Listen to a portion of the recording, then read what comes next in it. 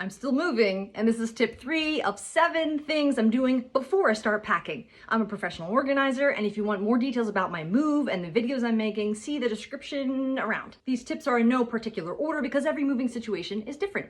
Number 3, create staging areas. We all know that during a move, the house can become very chaotic quickly, but you want some type of balance and normalcy while you're packing. So by creating some staging areas and clearing out some corners or some guest rooms or some garages, you have some space to start grouping different categories. Let me show you.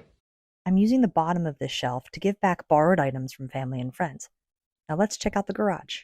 Getting packed up at the very end, staying behind for the landlord, getting packed up this weekend and going into the new garage, packing station and empty boxes, and everything we don't want.